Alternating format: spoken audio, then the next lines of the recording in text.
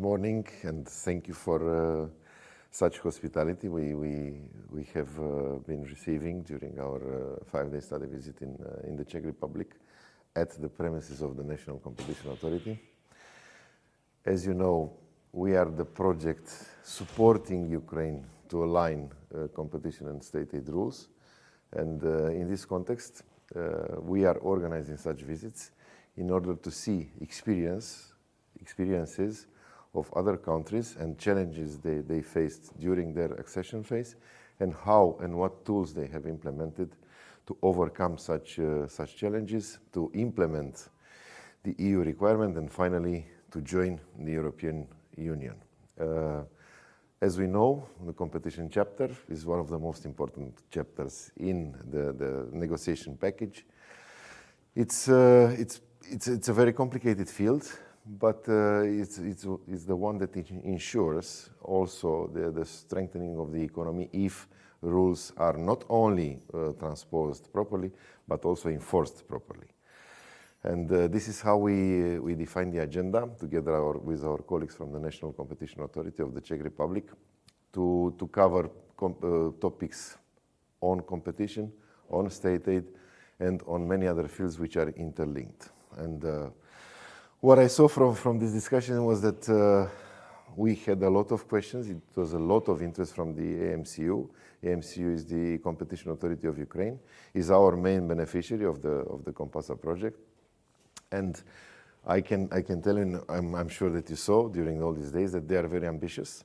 They want to fulfill all the conditions that are needed.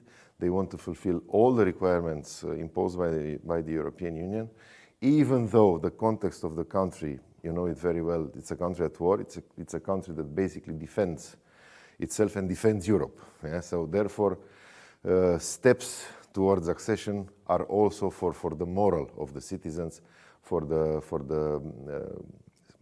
how can I say, efficiency of the institutions, because they are working all together now to fulfill these conditions. When I'm talking about conditions, yes, I'm talking about competition conditions, competition requirements. This could ensure a friendly business environment, a level playing field for all companies, and also via state aid rules, we can ensure that in the future, with the reconstruction project process, which will come very soon, and everybody expects it to come, we ensure that all investors would benefit from the same rules. It's very important to know that investors are coming to Ukraine and they would play by the same rules that they are playing in the European Union. This is by far and this is by and large what we were trying also to find in the Czech Republic, and our counterparts were really professionals, and we together during these days explored a lot of field, a lot of cases. As I said, there were a lot of questions, practical questions, and this gives us hope that in the future we could expand our cooperation. We can also bring Czech experts to support Ukraine even in more depth with different cases. The more we approach the accession moment, the more complicated it becomes. Yes, because there will be more and more requirements. There will be more and more questions from the auditorium in Ukraine. It's a huge country. We will have issues at central level, but we will have also issues at local levels. But together, I think we can all address any question that may come. We have to promote this competition field, yeah, because competition means health of the economy. Yeah. This is what happens in the EU. EU is where it is with competition rules, with state aid rules for more than 60 years.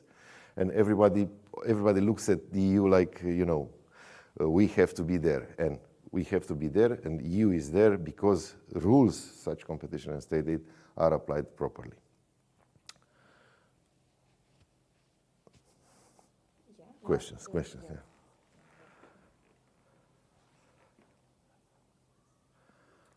So, after several intensive days here, what stands out to you the most from this study visit?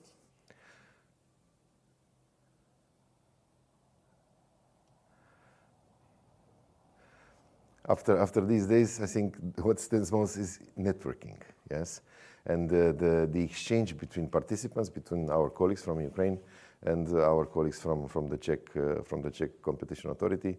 Here we could see that we are now in Ukraine at a level that allows the experts to speak the same language with the competition experts from the Czech Republic, which shows that the AMCU, the competition expert, the state aid experts have reached already a certain level of competence.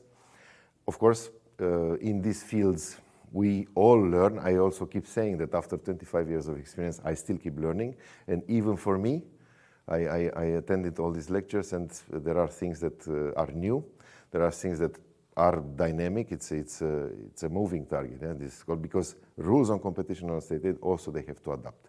We are in this AI era. We are in a digital era. The transition is not easy. The key issue is how intelligent we are to adapt, and this has to be done ongoing. Yeah? We don't have time to break the rules, to stop them, to adapt them, and then to enforce them again. No, we have to do this on real time. We have to work with them and adapt them so that they fit the current realities.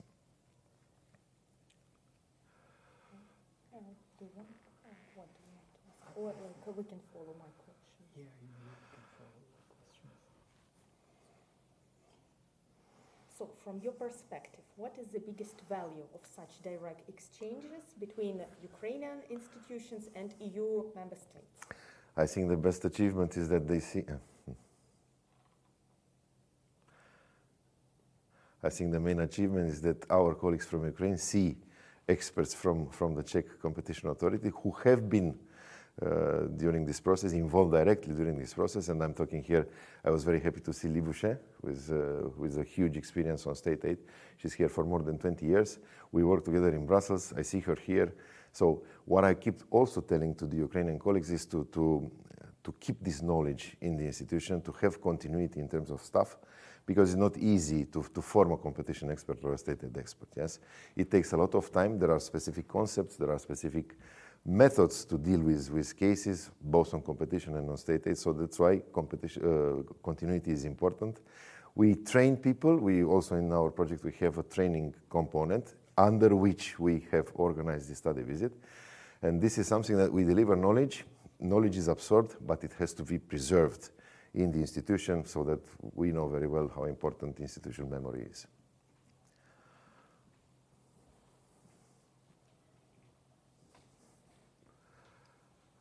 And last but not least, what gives you optimism when you look at the cooperation between Ukrainian and European institutions today?